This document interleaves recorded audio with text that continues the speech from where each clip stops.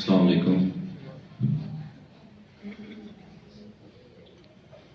Doctor Rashid from state life. आप सबके knowledge में होगा कि गवर्नमेंट की तरफ से एक इनिशिएटिव लिया गया है कि पाकिस्तान की आवाम के लिए जो एक फ्री ऑफ कॉस्ट से सहूलत की जो सर्विसेज दी जा रही हैं, तो उसको एक दूसरा इदारा स्टेट लाइफ यानी कि आगे सेकंड पार्टी के तौर पे उसको लेके चल रहा है और आगे जनवरी के अंदर हम इसको यूनिवर्सल हेल्थ की तरफ जा रहे हैं। लेकिन इससे पहले ये यूनिवर्सल हेल्थ के लिए थोड़ी सी चीज़ें हैं जो हमें बतानी है, ताकि पहले हम इसको जस्ट प्राइवेट सेटअप्स के अंदर लेके चल रहे थे, लेकिन अभी गवर्नमेंट का ये इनिशिएटिव है ताकि जितने भी पब्लिक सेटअप हॉस्पिटल हैं उनको भी इस प्रोग्राम का पार्ट बनाया जाए, जिसमें वो अपना रेवेन्यू जनरेट करें और अपनी सर्विसेज को भी बेहतर कर सकें। तो उसमें मैं मोस्टली जो बेसिक क्वेश्चंस आते हैं कि अगर एक पेशेंट आएगा यूनिवर्सल हेल्थ के बाद, तो उसको हम किस तरीके से आइडेंटिफाई करेंगे, उसको किस तरीके से हम सर्विसेज स्टार्ट करेंगे उसकी। ये सारा वही प्रोग्राम है, इससे सूरत प्रोग्राम जिसको prime minister health national health programme भी कहा जा रहा है, ये सारा वही चीज़ें हैं। और ये पहले उन फैमिली से स्टार्ट किया गया था जो पॉवर्टी लाइन से बहुत नीचे थी, लेकिन स्लोली इसको पूरा यूनिवर्सल हेल्थ की तरफ रोटेट कर दिया गया। ये सारी वही चीज़ें हैं कि पहले जस्ट 42,750 फैमिली से 1 डिस्ट्रिक्ट से स्टार्ट किया था, फिर इसको केपी के बल्तिस्तान और आज़ाद जम्मू कश्मीर और ये अदर पंजाब के प्रोविंसेस वगैरह में हमने इसको स्टार्ट कर दिया गया, जिसमें अभी 6 to 7 प्रोविंस जो थे जो पहले से ही हम यूनिवर्सल की तरफ आ चुके हुए हैं, लाइक जिसमें पाकपतन है, उकाड़ा है, साहिवाल है, डीजी खान है। ये ऑलरेडी वो डिस्ट्रिक्ट्स हैं जो पूरे यूनिवर्सल हेल्थ की तरफ जा चुके हुए हैं और इनकी जितनी भी पॉपुलेशन है वो हम सेहत सहूलत प्रोग्राम के अंदर उनको सभी को कवर कर रहे हैं। और जनवरी 1 से लाहौर भी यूनिवर्सल की तरफ मूव हो जाएगा।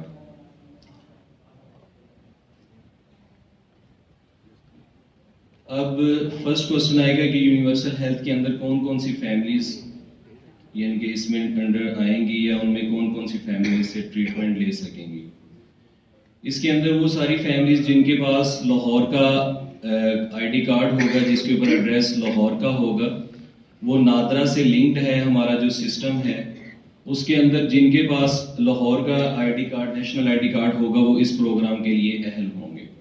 मतलब अगर एक फैमिली आई है उसके पास सेहत इंसाफ कार्ड नहीं है, क्योंकि अभी हमारी जो प्रैक्टिस है वो आईडी कार्ड के ऊपर कन्वर्ट हो चुकी हुई है, इसके लिए स्पेशल गवर्नमेंट ने कोई भी कार्ड वगैरह नहीं डिस्ट्रीब्यूट किए, आईडी कार्ड को ही हमने सेहत कार्ड के ऊपर कन्वर्ट कर दिया और ये डायरेक्ट नादरा से लिंक्ड है।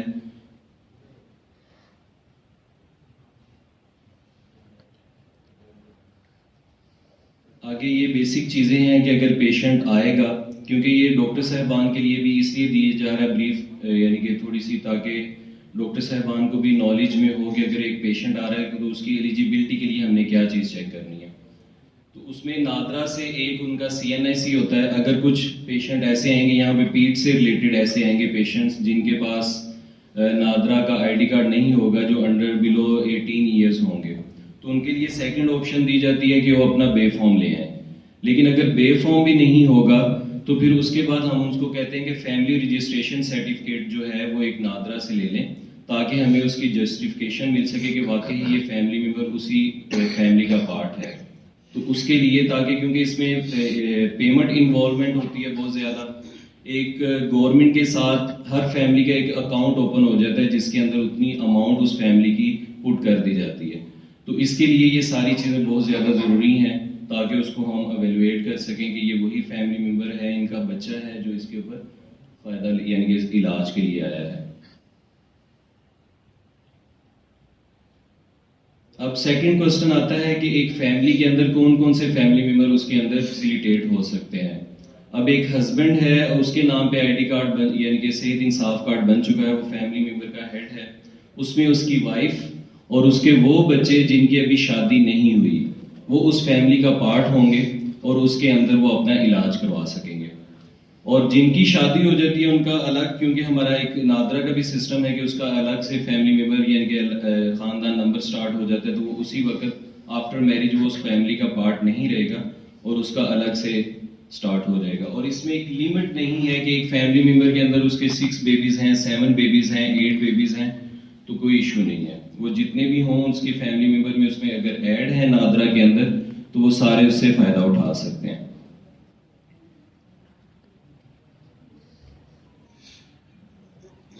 अब सम टाइम ये होगा कि पेशेंट आता है और वो कहता है कि हमारे पास आईडी कार्ड हमारा गुम हो चुका हुआ है, तो हमारी एक यहाँ पे टीम होगी जिसको हम HFO कहते हैं, हेल्थ फैसिलिटेटर ऑफिसर, जो हर हॉस्पिटल में बैठता है। तो इस हॉस्पिटल में भी वो बैठा होगा।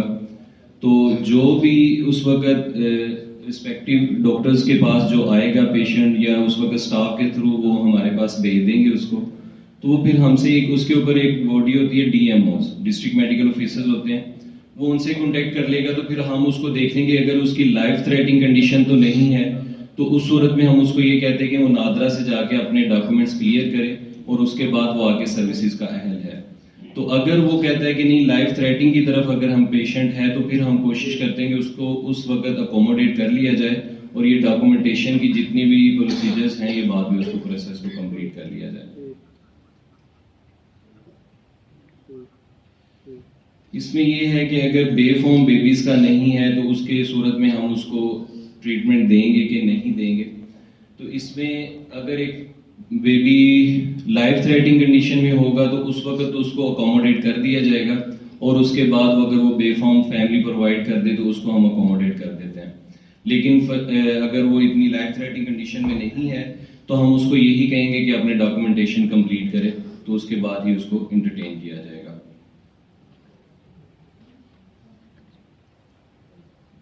ये सारी वही चीजें हैं।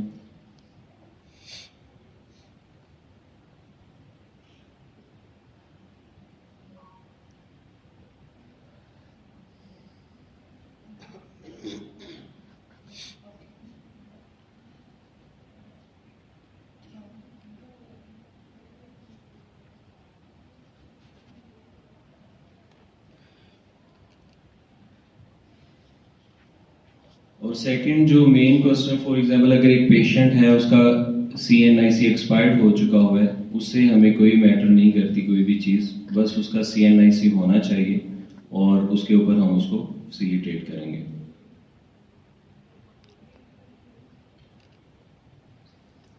ट्रांसजेंडर्स और डिसेबल के लिए ऑलरेडी सभी को डिस्ट्रीब्यूट कर दिए गए हैं।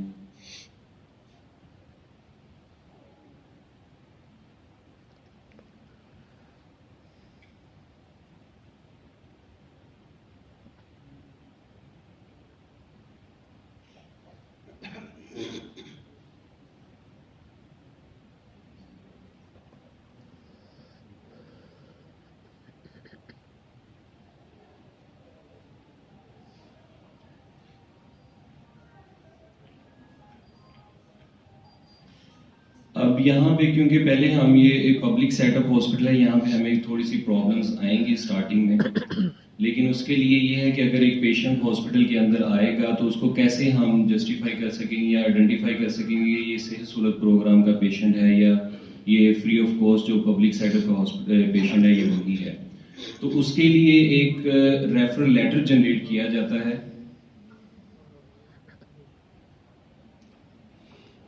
रेफरल लेटर जनरेट किया जाएगा जिसके ऊपर पेशेंट का नाम आ जाता है, उसका CNIC नंबर आ जाता है और उसके ऊपर उसकी पिक्चर लगा दी जाती है, जिसके ऊपर वो आइडेंटिफाई कर सकते हैं कि ये सेहत सहूलत प्रोग्राम का पेशेंट है, तो जिसको हम उसके अंदर इसको इंटरटेन करेंगे।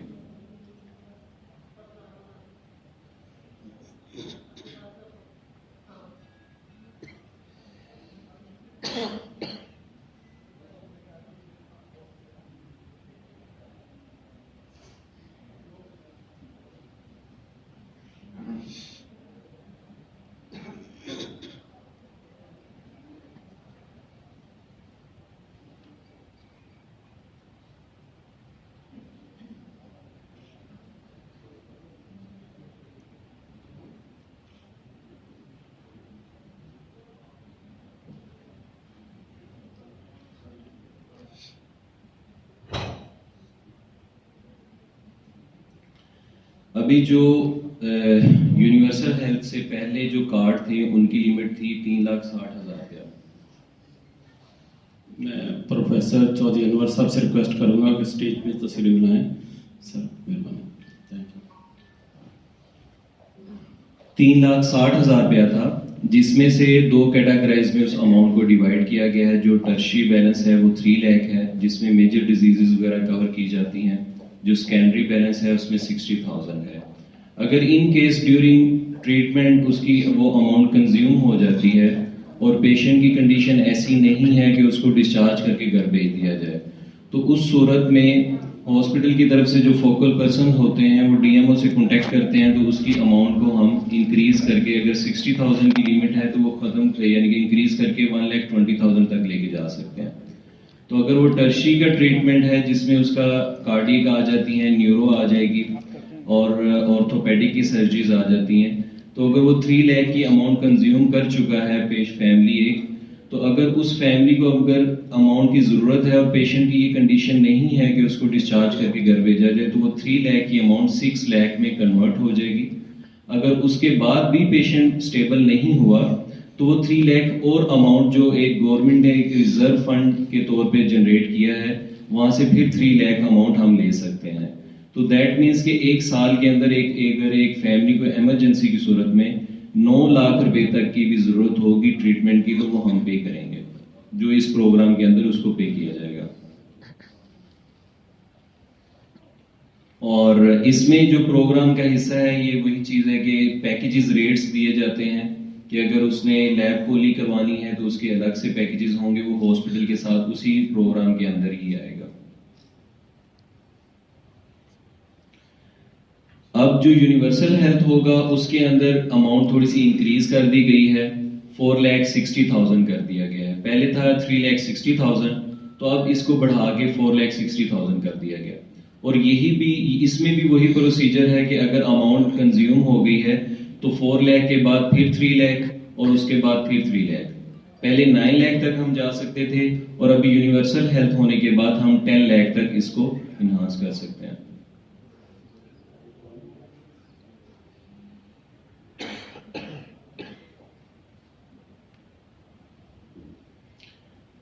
अब एक क्वेश्चन आएगा कि इस प्रोग्राम के अंदर कौन कौन सी सर्विसेज हम नहीं दे रहे। इस प्रोग्राम के अंदर अभी जस्ट कॉस्मेटिक सर्जरीज ये अभी कवर नहीं हो रही और डेंटल सर्जरीज ये इसमें नहीं है। एक्सपेक्ट दीज 2 सर्जरीज के अलावा तकरीबन ऑलमोस्ट सभी सर्जरीज हम कवर कर रहे हैं। और वेरी सून इंशाल्लाह ये गवर्नमेंट की तरफ से डिस्कशन में हो रही है ये चीजें कि हम लीवर ट्रांसप्लांट और किडनी ट्रांसप्लांट की तरफ भी मूव होंगे, जो वो भी फ्यूचर में फ्री ऑफ कॉस्ट होगा कि अगर कोई पेशेंट है कि जिसको ये ज़रूरत है लीवर ट्रांसप्लांट की, तो वो भी सेहत सहूलत प्रोग्राम के अंडर आके फ्री ऑफ कॉस्ट अपना लीवर ट्रांसप्लांट और किडनी ट्रांसप्लांट करवा सकते हैं। ये प्राइवेट सेटअप्स के लिए है, क्योंकि ये गवर्नमेंट सेटअप है, यहाँ पे तो नहीं होगा। आप माशाल्लाह काफ़ी डॉक्टर साहबान प्राइवेट सेटअप्स में भी जाके प्रैक्टिस करते होंगे कि अगर वहाँ पे सेहत सहूलत प्रोग्राम का कोई पेशेंट है तो उससे पार्शियल जो अमाउंट होती है वो नहीं ली जा सकती। कि सम टाइम हमें ये अदर हॉस्पिटल से प्राइवेट सेटअप से ये कंप्लेंट्स मिली भी थी, लेकिन वो ऑन द स्पॉट रिजॉल्व भी हो गई कि डॉक्टर साहिबान क्या करते हैं कि एक स्पेसिफिक अमाउंट हॉस्पिटल की तरफ से उनको पे कर दी जाती है, तो पेशेंट से इनडायरेक्टली कुछ अमाउंट वो रिसीव करने की कोशिश करते हैं।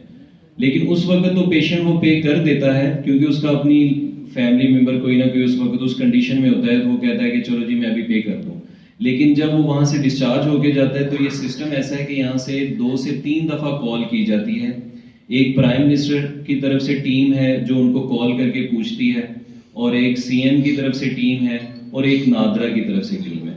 3 दफा उसको कॉल जाती है, पूछा जाता है कि हॉस्पिटल का बिहेवियर कैसा था आपके साथ, आपको ट्रीटमेंट कैसा मिला, और उसके बाद अगर किसी ने आपसे एडिशनल चार्जेस लिए हैं तो वो हमें बताएं।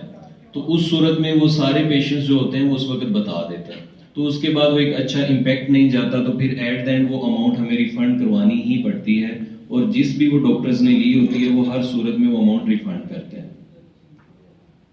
तो इसलिए इस प्रोग्राम में कोई भी पार्शियल पेमेंट का कॉन्सेप्ट नहीं है।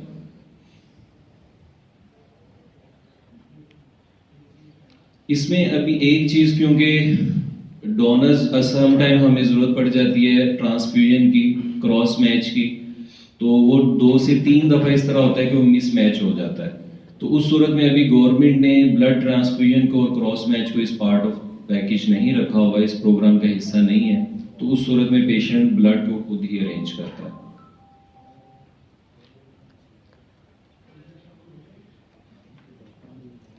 अब प्राइवेट सेटअप्स में ये होता है कि पेशेंट अगर आएगा से सूरत प्रोग्राम का तो वो कहेगा कि जी मुझे प्राइवेट रूम्स अलॉट किया जाए।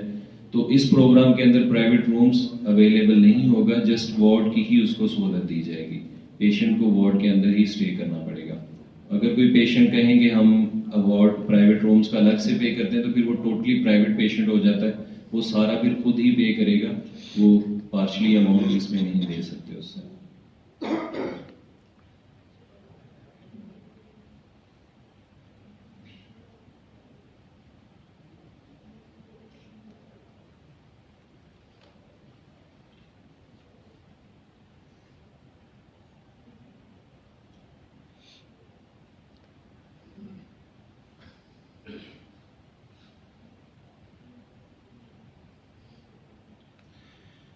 इसमें एक और बात इस प्रोग्राम की ये है कि जो पेशेंट डिस्चार्ज के वक्त हम उसको 5 डेज की मेडिसिन फ्री दे के भेजते हैं, जिसमें ओरल टैबलेट्स होती हैं, उसमें इंजेक्टेबल नहीं दिया जाता, ताकि पेशेंट अगर उसको कोई एंटीबायोटिक की ज़रूरत है तो 5 डेज की घर जाके वो भी खा सके। तो कुछ फैमिलीज ऐसी होती हैं कि वो 5 डेज की मेडिसिन भी अफोर्ड नहीं कर सकती, तो गवर्नमेंट ने ये एक इसी प्रोग्राम के अंदर ये एक चीज़ अलाउ यानी कि कर दी है कि हर पेशेंट को 5 डेज की मेडिसिन डिस्चार्ज के वक्त दी जाएगी। अब आ जाते हैं हम डॉक्यूमेंट्स के ऊपर। ये वो रेफर लेटर है, ये कि जिसकी ये रेफर लेटर ये है, इसकी बेस पे इस पे देखें वो सामने पेशेंट की पिक्चर आ रही है, उसका नाम आ जाता है, उसका CNIC आ जाता है। तो इसके बाद वो पेशेंट रेफर लेटर जनरेट होने के बाद वो सेहत सहूलत प्रोग्राम का पेशेंट कंसीडर किया जाता है। और जब ये रेफर लेटर जनरेट होता है तो उसके बाद जो भी डॉक्टर्स रिस्पेक्टिव डॉक्टर्स होते हैं वो इसको फिलअप करते हैं, उसके ऊपर अपनी यानी कि आइडेंटिफिकेशन बताते हैं, या इसकी सर्जरी होनी है या मेडिकल केस है, वो सारा उसके ऊपर डिटेल दे देते हैं। जी, मैं प्रोफेसर आसिफ बशीर साहब से रिक्वेस्ट करूंगा कि स्टेज पे तशरीफ ले आएं। Sir welcome, sir welcome, thank you. जब रेफर लेटर जनरेट हो जाता है उसके ऊपर जो भी सर्जरी या मेडिकल केस होता है वो उसके ऊपर जब डॉक्टर साहबान लिख देते हैं, तो जो हमारा नुमाइंदा बैठा होता है वो सिस्टम से उतनी अमाउंट की अगर सर्जरी होगी तो उतनी अमाउंट उसके कार्ड के अंदर से होल्ड कर लेते हैं, ताकि ये ट्रीटमेंट शीट का मकसद ये होता है कि उतनी अमाउंट फ़ौरन उसके कार्ड से होल्ड कर ली जाए कि जब वो पेशेंट डिस्चार्ज हो तो हॉस्पिटल को ये प्रॉब्लम ना हो कि इसकी अमाउंट तो कहीं और कंज्यूम हो चुकी है तो अब हमें कहाँ से मिलेगी अमाउंट। तो उसी मूवमेंट के ऊपर हम उतनी अमाउंट उसकी होल्ड करवा देते हैं उसके कार्ड से।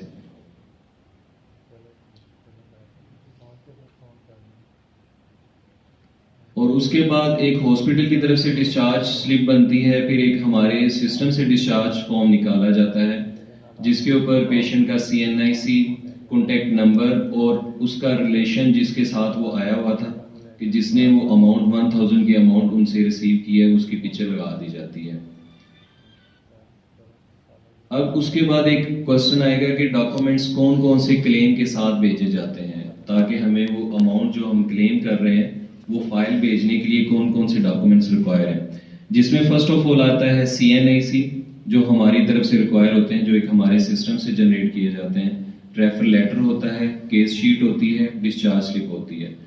और हॉस्पिटल की तरफ से जो डॉक्यूमेंट्स रिक्वायर्ड होते हैं उसमें अगर कोई ऑपरेट हुआ है तो उसके OT notes, anaesthesia notes, treatment sheet, x-rays, ultrasound, CT report, जो भी उस वक्त डॉक्यूमेंट्स जो रेलिवेंट डॉक्यूमेंट्स हमने उसकी सर्विसेज या इन्वेस्टिगेशंस करवाई हुई हैं उसकी कॉपीज साथ अटैच की जाती है। ओरिजिनल डॉक्यूमेंट्स हॉस्पिटल की प्रॉपर्टी होती है, वो अपने पास उसको होल्ड करके रख सकता है रिकॉर्ड रूम में।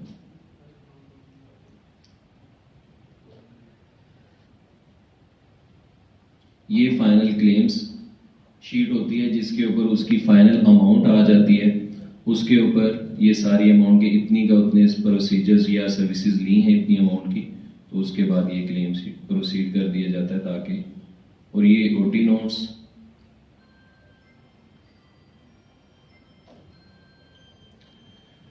जी बहुत शुक्रिया। अगर अभी किसी का कोई क्वेश्चन हो इससे रिलेटेड तो फ्री पूछ सकते हैं।